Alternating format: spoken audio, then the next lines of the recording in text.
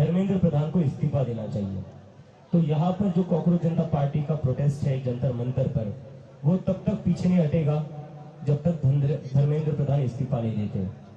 तो अगर बीजेपी वाले या जो सरकार है वो सोल्यूशन चाहती है, so there is only one solution to this, Dharmendra Pradhan must resign.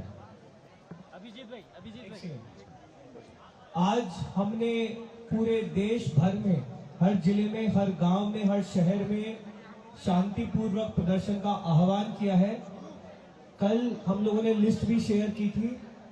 लगभग 150 से ज्यादा शहरों में, जिलों में ऑलरेडी प्रदर्शन चल रहे हैं और जिस तरह के हमें मैसेजेस सुबह से आना शुरू हुए हैं, आज देश के हर जिले में प्रदर्शन होने जा रहे हैं।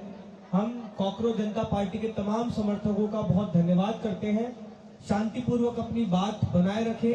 हमें सरकार पे लगातार दबाव बनाना है और तब तक पीछे नहीं हटना है जब तक धर्मेंद्र प्रधान जी इस्तीफा नहीं दे देते।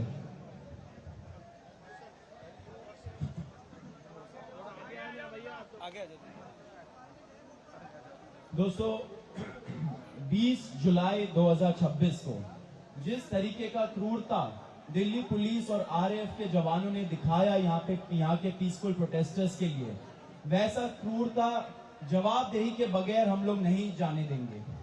तो जैसे हम लोगों ने पहले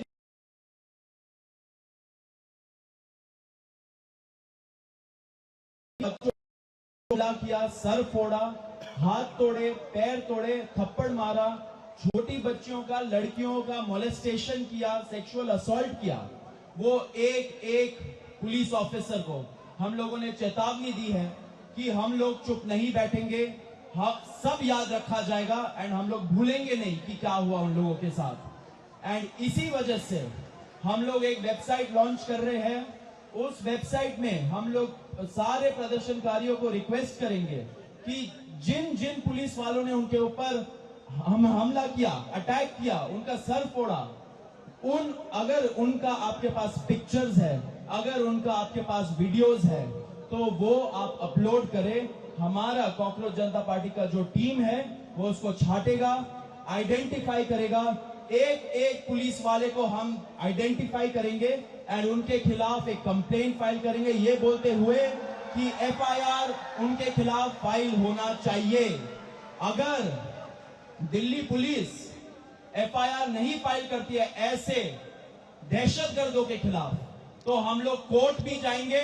पूरा का पूरा जो इंडिया है, वहां के सारे लॉयर्स हमें हेल्प कर रहे हैं इस चीज के लिए, उनको भी तहे दिल से शुक्रिया। हम लोग कोर्ट जाएंगे, कोर्ट से ऑर्डर लाएंगे कि ऐसे पुलिस वालों के खिलाफ एफआईआर हो। एंड आप ये मत सोचिए कि एफआईआर हो गया एंड हम लोग भूल जाएंगे। ये लिस्ट बनेगा। ऐसे पुलिस वाले नहीं है, ये लॉ एंड ऑर्डर मेंटेन के लिए नहीं है, ये हमारे सेफ्टी सिक्योरिटी का ध्यान रखने के लिए नहीं है, ये गुंडे हैं। जब टाइम आएगा हम लोग इंश्योर करेंगे कि वो एक एक पुलिस वाला जेल जाएगा, जेल के सलाखों के पीछे जाएगा। पुलिस अकाउंटेबिलिटी तय होगा और बहुत जल्दी ये टाइम आ रहा है, ये हमारा वचन है सब लोगों को। मेरा एक सवाल है अभिजीत जी, ये एक मिनट आप क्वेश्चंस पूछ लेना। एक और चीज हो रहा है पूरे दिल्ली में, रत्ना जो हमारी पॉइंट ऑफ कांटेक्ट है लीगल की, वो पुलिस का जो पार्ट है वो खत्म करेगी। रत्ना आप बताइए कि पूरे दिल्ली में क्या हो रहा है।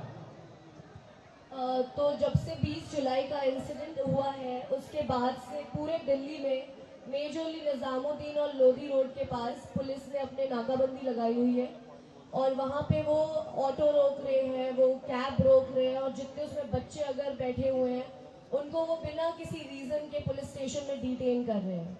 और कल ये बहुत ज़्यादा हुआ है, रात भर हुआ है, आज सुबह भी जब मैं आ रही हूँ तब भी हुआ है।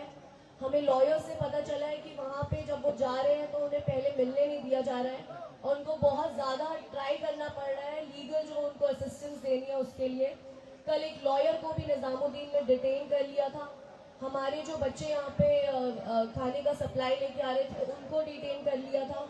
तो हम उसके खिलाफ भी एक लेटर लिखेंगे डीसीपी को एंड हम रिक्वेस्ट कमिश्नर ऑफ पुलिस को एंड हम रिक्वेस्ट करते हैं कि आप प्लीज़ बिना रीज़न के किसी भी बच्चे को डिटेन ना करें, आप लॉयर्स के साथ बदसलूकी ना करें क्योंकि वो सिर्फ अपनी ड्यूटी कर रहे हैं। आप बिना रीजन के लोगों को डिटेन ना करें। And I would also request advocates association in Delhi कि वो आगे आए और जो भी बच्चे डिटेन हो रहे हैं उनकी हेल्प करें। दोस्तों एक मिनट, खत्म नहीं हुआ, आप पूछ लेना जितने क्वेश्चंस पूछ रहे हैं। हम लोग कभी प्रश्नों से नहीं डरे हैं, सारे प्रश्न लिए हैं हम लोगों ने।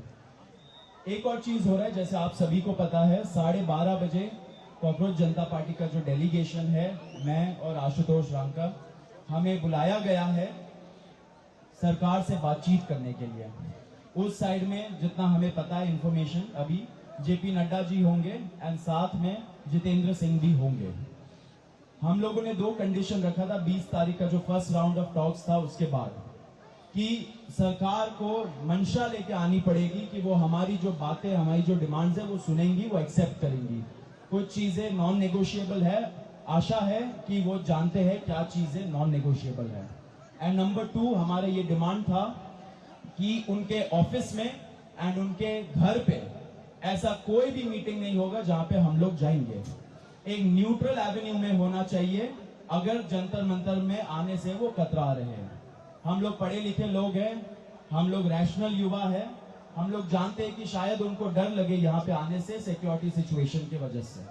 ठीक है, कोई बात नहीं, हमने बोला कि एक न्यूट्रल एवेन्यू जैसे कॉन्स्टिट्यूशन क्लब ऑफ इंडिया में ये मीटिंग हो सकती है।